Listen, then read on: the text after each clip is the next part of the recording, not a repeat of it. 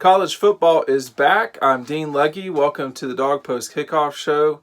The Bulldogs, the number 3 Bulldogs, taking on Vanderbilt. We've finally hit college football, and Georgia will kick that off tonight in Nashville. A 6:30 local start, 7:30 if you are watching on the East Coast like most Georgia fans are.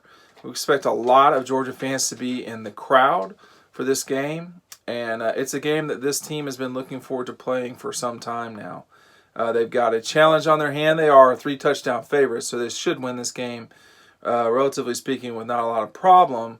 But there are challenges with Vanderbilt, and I do want to just go through a couple of things that were said this week. Here's Jake Fromm talking about getting ready for the season and what it's like kind of going from fall camp towards the start of the football season, this kickoff here in Nashville. It's going to be tough, conference opponent, and anytime you play a game here in the SEC, it's going to be, tough in a physical game. So trying to get our bodies ready, get mentally ready to go out and play a tough opponent. It's a little bit different. You don't have the normal feel of practicing and going to the stadium and kind of playing in front of a home crowd.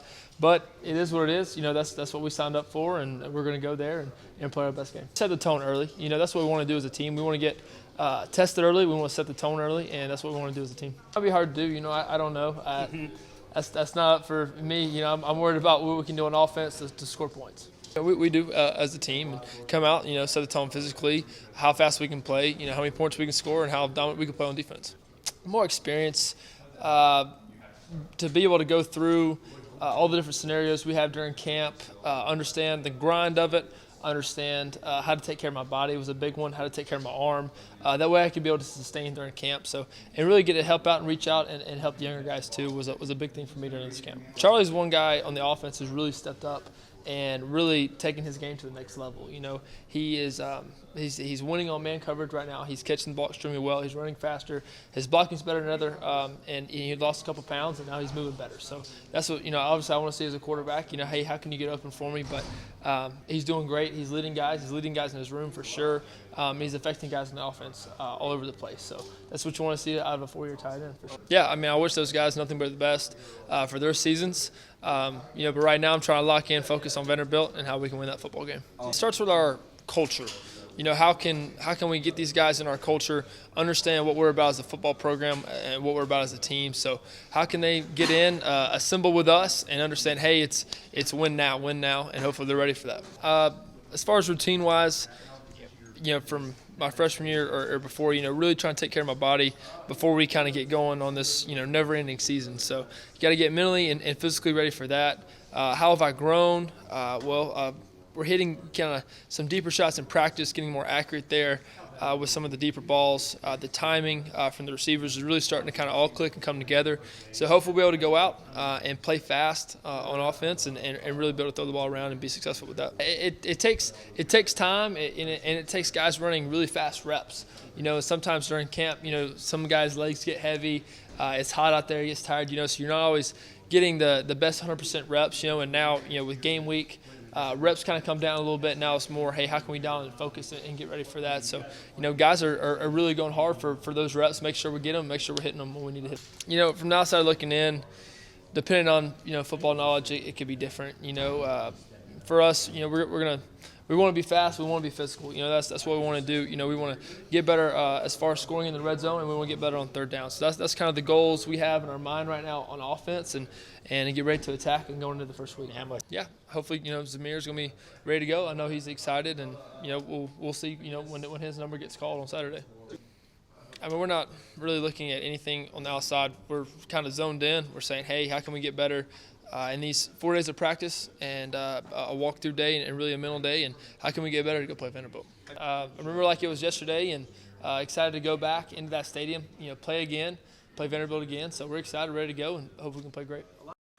Another thing that Jake Fromm and company are trying to do to get used to things is develop their receiving core. So this is a new group. The top 4 receivers from last year left, but in terms of receiving yards and catches and so forth. But there's a group coming back, guys like or arriving, guys like Tyler Simmons, George Pickens. You've even got Matt Landers, who's not played a lot, who has open eyes. So Georgia will be transitioning. This offense will be transitioning to a new offensive coordinator, but also new receivers. Here's Jake Fromm talking about what it's been like for him to get used to the wide receivers and what he expects from his group. It's coming along really well, about as well as one could expect, and even better. So hopefully we can go out and prove that and really show what the receiving core and what the quarterback's all about here at the University of Georgia, and go out and play a great game. So this is the game with Vanderbilt, a game that Georgia traditionally travels. I mean, there's been a lot of times in years gone by, whether Georgia's good or bad. I remember very clearly in 2009, Georgia playing a noon game or a 1 o'clock, whatever it was, at Vanderbilt, and it was still full of Georgia people. This is a trip that Georgia fans have always loved to take and make. There's a lot of Georgia people actually in Middle Tennessee, in the Nashville area. So the Dogs will be well cheered today in this game with Vanderbilt. Here's Jake Fromm talking about the fans that he expects to see at the game and why it really helps Georgia to get such passionate support on the road. Have you heard from a lot of people that are going to this game? Is it going to be crazy like it was at Notre Dame or one of those places? Yeah, we'll see. I know I've heard of a lot of people going, and hopefully, the Georgia fan and Georgia crowd shows out. It's great to see the fans travel, and we love making any kind of away game as much of a home game as we can. So hope they travel and hope they're there. But this game won't be without challenge. Even with this, probably, well, it's hard to know how many Georgia fans will be there, but it will be at least 50%. So that's a significant number of fans coming to watch their team play in an opposing team's stadium. This isn't exactly the first time this happens. I mean, even if you think about it, every single year when Georgia plays Florida, that game's half and half. That game's not even in the state. When Georgia plays Tech, that game is pretty close to half and half. It's not, I don't think it's quite half and half, but it's pretty close. Notre Dame game, obviously when they played in Nashville, no other college football fan base that I know of travels like this. I mean, obviously Georgia travels every single year. 40,000 plus people go to Jacksonville. So they are great fans, but the fans can't get onto the field. Here's what Kirby said earlier this week about dealing with Vanderbilt's defense, Derek Mason, and everything that Vanderbilt brings in terms of being a challenge. Obviously, they've got some really elite players returning offensively. When you look at what they've got coming back, I mean, a tight end that leads the country in returning receptions, a back that had as many or more 10-yard carries than DeAndre Swift, also the leading SEC returning in yards, and then also a receiver that Elijah Lipscomb seems like he's been playing there forever. Every time we've had to play him, I thought he was a really good wideout. So they have, kind of a really good player at every level. And you look at what they've been able to do defensively. Derek prides himself on them being able to stop the run and control the run. And you look at last year's game, and I don't think people really realize how close a ball game that was, especially early. They held us to our lowest rushing total in the first half of the season. They outrushed us 90-something to 50-something in the first half and did a really good job of doing so by creating a lot of issues through the run game. So I got a lot of respect for the way their players play and their program he runs, and we're looking forward to opening up in Nashville. So a lot of mutual respect there. Obviously, Kirby and Derek Mason have become or are close friends. And one thing I asked Kirby about earlier this week was, how do you – do you have time now to get away in any way from Thursday on before the season starts to be a dad, a father, a husband, just be a normal family person? Here's what he said about the challenges of that in the middle of the football season. Not easy. Oh, yeah. I mean, every coach in America, high school all the way down to any level, there's you sacrifice parts of your family now, because I spend countless hours in this building that I don't get to be with my kids and my family, but when I do, I got to be present. I've got to be quality time, and it's quality over quantity, and they understand those sacrifices. There's a lot of benefits that come with it too. Oh yeah, it's hard to turn off in the season because you got recruiting, you got this. You're always thinking about what might happen in a game. What are you going to do next? Yeah, it's definitely hard to turn off. If you don't, you got to be careful. You can burn yourself out and not get rest, and that's not good either. So you got to find a happy medium. And most of the time, it's really intense, stressful up to Thursday, and then I say when the hay's in the barn, you got to let it go, and you got to go play, and you got to rest a little bit, recover, so you can be sharp on game day. So, a couple of things here left to go as Georgia gets ready for the Vanderbilt game.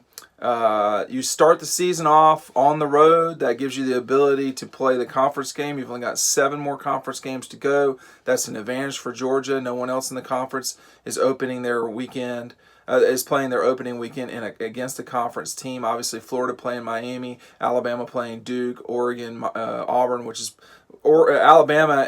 Auburn and the Gators really challenging themselves the most in the conference, just generally speaking. But Georgia does get to play a game. They get it out of the way, and now after this game, they'll have 3 more weeks to get ready for their night fight with Notre Dame. I'm sure that the whole program will talk about how good Arkansas State and I'm forgetting who they're even playing. It will be, and that's great. You have to respect your opponent, blah, blah, blah.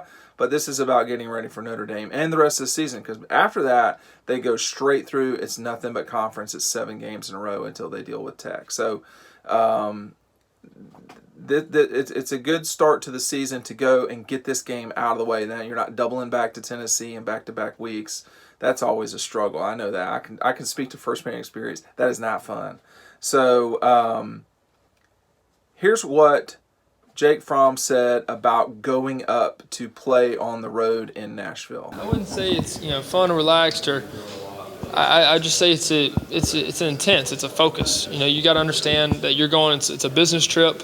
When we go out there, and that's what we got to treat it like. You're going. You're going to go take care of business. You're going to come home, and you're going to get ready for the next opponent. So that's what it kind of is. Week to week, and you just have to accept that. All right, last thing I want to talk about here is something that was very interesting that happened yesterday. Well, yesterday, obviously I'm recording this earlier than Saturday, but one thing that was very interesting that happened on Wednesday during the week was Andrew Thomas, one of the best offensive linemen in college football right now, talked about his motivation for keeping Jake Fromm sackless during the entire game. Here's what he had to say. Jake brings in these great cookies. It got icing on it. It's grapefruit, and because I remember last year. So last year, Coach Chaney, every Thursday he'll bake something, and we'll eat it. And then Jake started bringing in these cookies, and they don't last 5 minutes. They were gone so quickly. How many have you taken down at one time? Probably about a good 4 or 5. Is it one of these things like you guys are like a bunch of toddlers running around with like cookies into both hands type things? Like you get all you can get when you walk up to them? More like vultures running to get some food. What are they called? They're fruit cookies. It's like a slab of cookie, and it has icing on top of it. Fruit. So everyone have fun, enjoy the game. Georgia and Vanderbilt can be interesting in Nashville for sure. It wasn't the last time, but you never know. So we'll catch you on Sunday night, Dean Legge Show as usual. And, try to have fun in Nashville. I know some of y'all have too much fun in Nashville. Be safe. We'll see you on the website, dawgpost.com, DAWGPOST.com. Have fun.